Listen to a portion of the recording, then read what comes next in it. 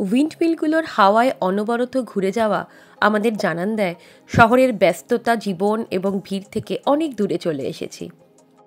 সামনে সুদূর বিস্তৃত পাহাড়, আকাশে রোদ এবং মেঘের লুকোচুরি খেলা, দুপাশে নয় গাছ, নয় সবুজ মিডোস, আর মাঝখান থেকে এক ফালি রাস্তা। ঠিকই ধরেছেন, আর একটা ট্রাভেল ব্লগ। যারা এই ছবি দেখে বা এই ভিডিও দেখে ভাবছেন কি সুন্দর, তাদেরকে বলি, ইয়ে তো বাস ট্রেলার হ্যায়, পিকচার আভি বাকি হ্যায়। আজকের ডেস্টিনেশন ব্রেকন বেকনস। এটা দেখুন, এটা ওয়েলসের ফ্ল্যাগে থাকে একটা ড্রাগনের ছবি, যেটা বাড়ির সামনেও করে রেখেছে অনেকে। শহরের রাস্তা ছেড়ে বা হাইওয়ে ছেড়ে আমরা চলে এসেছি কান্ট্রি সাইড রোডে। রাস্তাটা ভীষণই সরু, কিন্তু এখানকার লোকেরা যথেষ্ট পরিমাণে কোঅপারেটিভ হয়। মানে আপনাকে যেতে হলে আপনাকে একটুখানি দাঁড়াতে হবে, তখন অন্য গাড়ি পাস করবে বা ভাইস ভার্সা। সবাই এরকমভাবেই যাচ্ছে। যেমন করে সামনের গাড়িটা তখন একদম স্পিড কমিয়ে দিয়েছে। কোনো কম্পিটিশান নেই বা আগে আমি যাব এরকম কোনো ব্যাপার নেই। আমরা এসে পৌঁছে গেছি, গাড়ি পার্ক করে বেশ কিছুটা হাঁটা এখন।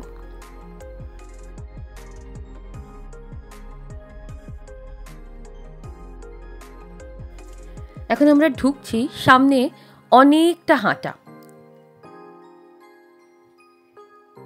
এই পয়েন্টে এসে আপনি যদি লাস্ট মোমেন্ট কোনো খাবার নিতে চান বা জল বা কফি নিতে চান, সেটা নিতে পারবেন।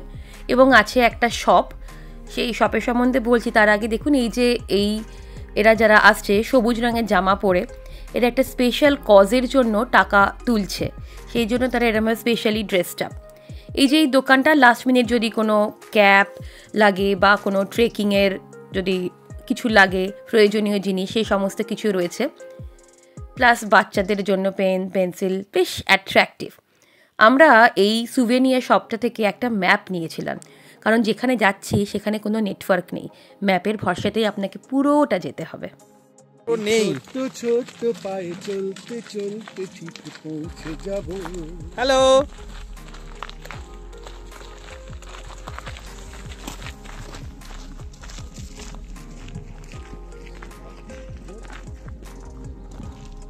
ব্রেকন বেকনস নিয়ে দু একটা কথা বলি। ব্রেকন বেকনস এটা হলো ওয়েলসের একটা মাউন্টেন রেঞ্জ এবং সাউথ ওয়েলসের সবথেকে বড় মাউন্টেন রেঞ্জ। সবথেকে হাইয়েস্ট পিকগুলো এখানে রয়েছে সাউথ ওয়েলসের, যেমন Pen y Fan, Corn Du, Craig, Gwaun Taf. এগুলো সবকটাই ওয়েলশ ভাষায়, তো আমি প্রোনাউন্সিয়েশন নিয়ে প্রচণ্ড শিওর নই, যতটুকুনি জানি আপনাদেরকে বললাম। লোকজন এখানে আসে মেনলি ট্রেকিংয়ের জন্য, এবং সামনে কি আছে, ওয়েট ফর দ্যাট। হ্যালো, এখন হাঁটছি ব্রেকন বেকনের ট্রেলসে। কয়েকটা ওয়াটারফলস দেখবো, এখানে বেশ কয়েকটা আছে। তো অনেকক্ষণ, অ্যারাউন্ড 4 আওয়ার্সের ট্রেকিং এটা। তো জাস্ট কিছুক্ষণ আগে স্টার্ট করেছি, দেখা যাক কটা কভার করতে পারি। ব্রেকন বেকনের মাউন্টেন রেঞ্জ এবং তার চারিদিকের যে সারাউন্ডিংস এরিয়া, পুরোটাকে নিয়েই এটাকে বলা হয় ব্রেকন বেকন ন্যাশনাল পার্ক। সামনে এই যে কাঠের ওপরে 11 নম্বর লেখা আছে, এর মানে হলো এই পোলটার নাম্বার হলো 11। এই পোলের নাম্বারগুলোই আমাদের কাছে যে ফিজিক্যাল ম্যাপটা আছে সেখানে খুঁজে এবং ফলো করে আমরা এই ট্রেলের পথে চলব। চার মাথার মোড় থেকে চারদিকে 4টে রাস্তা। আমরা আপাতত একদম নিয়ারেস্ট যে ওয়াটারফলটা তার রাস্তা ধরলাম। রাস্তাটা অনেকটা এরকম, অনেকগুলো সিঁড়ি করা রয়েছে, ভাঙা চোরা ইট দিয়ে তৈরি সিঁড়ি, এটা ধরেই নিচে যাচ্ছি। আর এই যে এটা আমাদের ফার্স্ট ওয়াটারফল।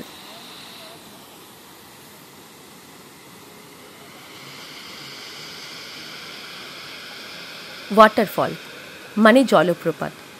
পাহাড়ের গা থেকে নদী বয়ে আস্তে আস্তে যখন প্রথমবার পাহাড়ের গা থেকে বেশ কিছুটা নিচে একসঙ্গে আছড়ে পড়ে, সেটাকেই বলছে জলপ্রপাত।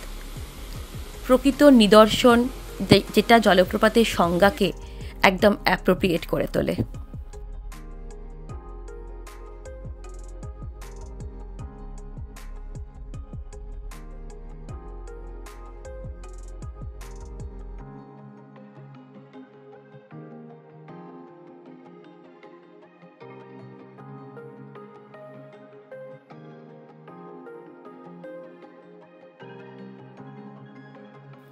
নিচেও প্রচুর লোক নেমেছে এখান থেকে, কিন্তু আমরা এখানে নামবো না, আমরা যাব অন্য আর একটা জায়গায়। Wait wait wait for it, এখানেই শেষ নয়।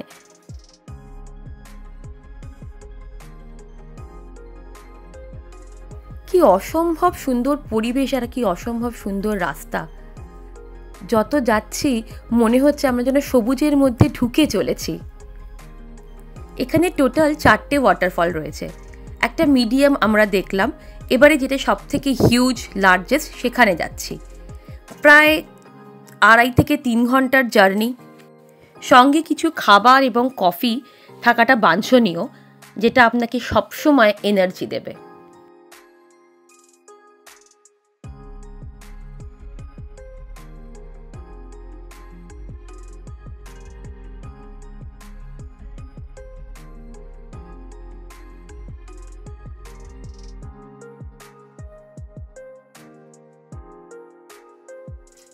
আর যদি মাঝে টায়ার্ড হয়ে যান তাহলে কিছু বেঞ্চও রাখা আছে, সেখানে বসে একটু জিরিয়ে নিতে পারেন। এই যে এই গাছটা, এটা হলো ফার্ন গাছ। আমরা ছোটবেলায় ভূগোলে পড়েছিলাম যে যত ভূমিরূপের ওপরে যাবে পাহাড়ি এলাকায় এই ফার্ন গাছ খুব দেখা যায়, এবং এই বেকানে ফার্ন গাছ কিন্তু ভর্তি। চলে এসছি নেক্সট ওয়াটারফল, যেটা বলছিলাম সব থেকে লার্জেস্ট। প্রায় 250 থেকে 300টা সিঁড়ি নিচে। প্রথম দিকে সিঁড়িগুলো বেশ ছোট ছোট, তারপরেরগুলো কিন্তু বেশ বড়, মানে এক একটা প্রায় মোটামুটি 1.5 ফুট উচ্চতা হবে। নেমে তো যাচ্ছি, কি করে উঠবো সেটার একটা টেনশন সবসময় থাকে, বাট ঠিক আছে, এত দূর এসে যাব না এটা তো সম্ভব নয়। আর দূরে যে ওয়াটারফলের আওয়াজ শোনা যাচ্ছে না, সেটা যেন অদ্ভুতভাবে উদ্বুদ্ধ করছে, আরও এনার্জি দিচ্ছে। যাই নিচে, বেশ কিছুটা হাঁটা।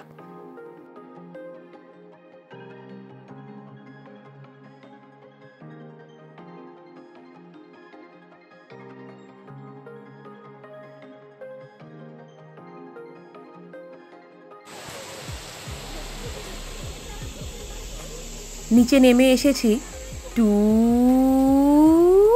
This beauty. ট্রাস্ট মি, আমরা ন্যাশনাল জিওগ্রাফিক চ্যানেলে যেরকম দেখি না, ঠিক ঠিক সেই রকমের এক্সপিরিয়েন্স। সামনে এত সুন্দর একটা জলপ্রপাত, আকাশে ঝকঝকে রোদ এবং এই জলরাশি বয়ে চলেছে। আর কিচ্ছু না, আর একটু সামনে গিয়ে সব কিছু ভুলে কিছুক্ষণ এখানে বসে থাকা। যারা রাজনীতি, পাওয়ার, সম্পত্তি এটসেট্রা এগুলো নিয়ে টানাপোড়েন করে যাচ্ছেন, তারা যদি মাঝে মাঝে এইরকম জায়গায় আসেন, পৃথিবীতে বোধহয় শান্তিটা একটু বেশিই বজায় থাকতো।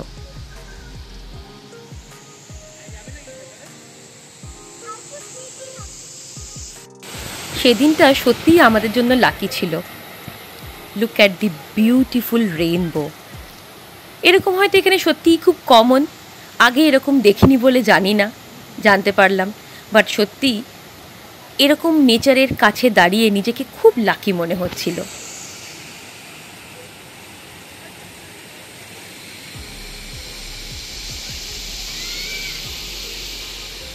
ওই যে ওই দিক থেকে দুজন আমায় ডাকছে, ওয়াটারফলের পেছন থেকে ওরা অন্য পাড়ে চলে গেছে, চিনতে পারছেন তো?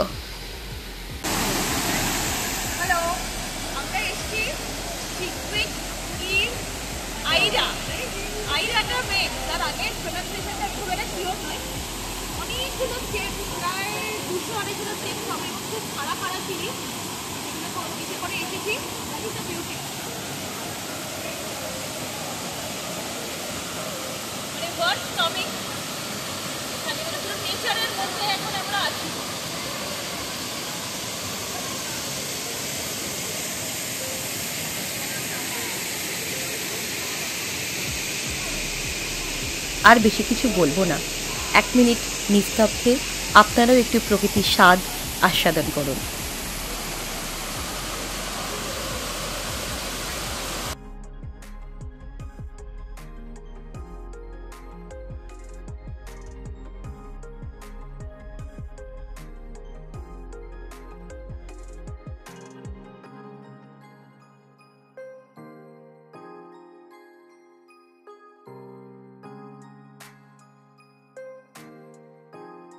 পরন্ত বিকেল বলবো না, সন্ধে, কারণ ঘড়িতে বাজে প্রায় 7টা।